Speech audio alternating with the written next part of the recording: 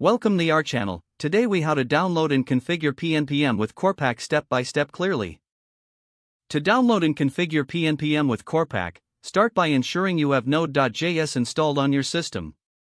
You can check if node.js is installed by running the command node v in your terminal. If you don't have node.js installed, visit the official node.js website to download and install it. Once node.js is installed, open your terminal.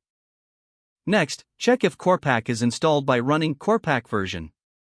If Corepack is not found, you can enable it by running the command npm install gcorepack.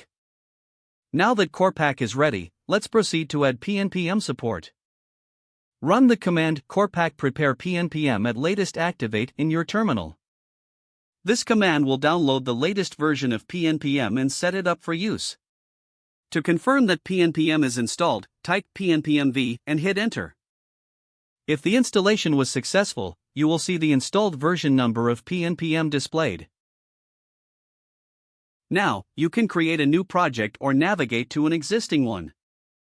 To initialize a new project with pnpm, run pnpm init and follow the prompts. Follow the on-screen instructions to set up your package.json file. If you have existing dependencies, you can add them by using the command pnpm add package name.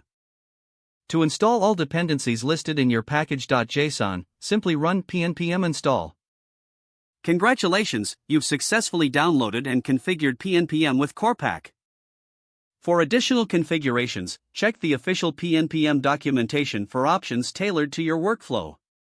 That's it. You're now ready to start using pnpm for your projects.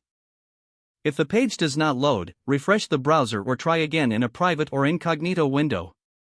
Make sure you are using the correct email address, then retype it carefully to avoid small typos.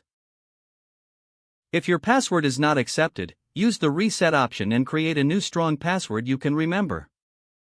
Check your spam folder for verification or security emails, then complete any requested confirmation steps. Enable two-factor authentication if available to improve account security and reduce unauthorized access risk. After signing in, review your profile details so your contact information and settings are accurate and current.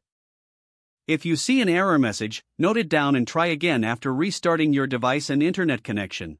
Log out when you finish, especially on shared devices, to keep your account and payment information secure. Don't forget to like this video and subscribe to our channel for more step-by-step tech guides.